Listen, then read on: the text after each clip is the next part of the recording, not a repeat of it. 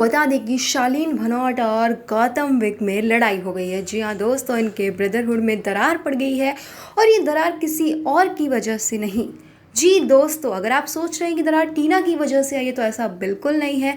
ये दरार पड़ी है इन दोनों के बीच में शालीन की सो कॉल्ड फ्रेंड सुम्बुल की वजह से। जी हाँ दोस्तों, आपको बता दें कि हाल ही में सुम्बुल अपनी दोस्ती बढ़ाने के लिए लोगों से, ताकि वो शालीन से दूर रह सके, इसलिए वो गौतम विक के पास जाके बैठी और गौतम विक ने उन्हें मजाक में बोल दिया कि आप ओवर टाइम कर रही हैं। एक्चुअली गौतम विक ऑलरेडी सुम्बुल को अच्छा दोस्त मानते हैं और इस बिहाफ पे उन्होंने ये कह दिया।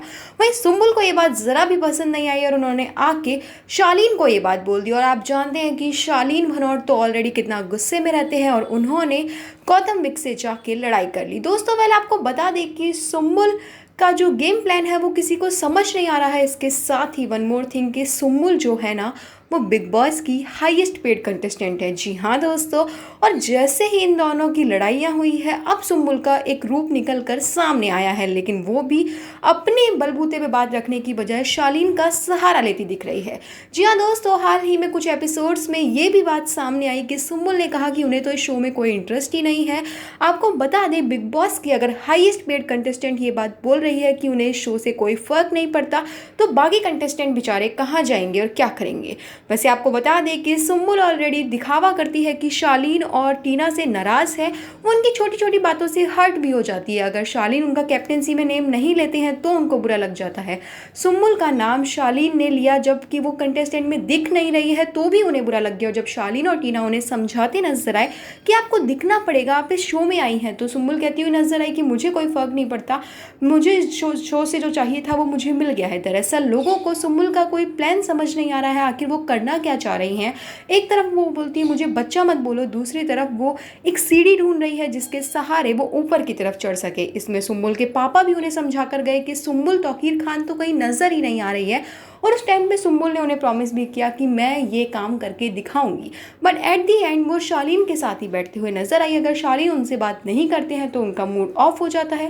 वहीं अगर शालीन सुम्बुल के लिए थोड़ा सा भी स्टैंड ले लेते हैं तो सुम्बुल जो है वो एकदम खिली खिली नजर आती है। वेल दोस्तों, बात क्या है ये तो हमें नहीं पता है। इसके अलावा सुम्बुल कभी कभी किसी और से भिड़ती हुई भी नजर आती है, लेकिन वो इतना ही भिड़ पाती है और फिर वो वापस बैकफुट पे आ जाती हैं। सुम्बुल करना क्या चाह रही हैं ये तो किसी को नहीं पता है। स्टार्टिंग में उनकी दोस्ती शालीन भनोट के साथ काफ़ी अच्छे से पसंद की गई, जहां पर टीना ने उन्हें शालीन को कुछ बातें बोली, इससे शालीन ने उनसे दूरी बना ली और उसके बाद से ही सुम्बुल का रूप खत्म हो गया है।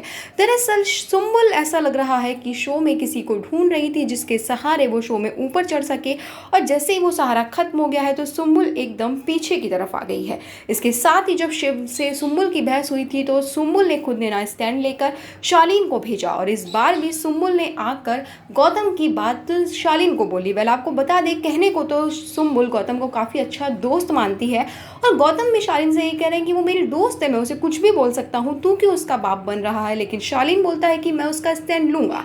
वेल आपको बता दें कि इन दिनों शालीन और टीना में भी कुछ खटपट चल रही है, उसकी जानकारी भी हम आपको पूरी तरह से समझाएंगे। लेकिन उससे पहले हमारा ये वीडियो एंजॉय कीजिए और आप बताइए कि क्या आपको सुम्बुल का गेम प्लान समझ में आ रहा है।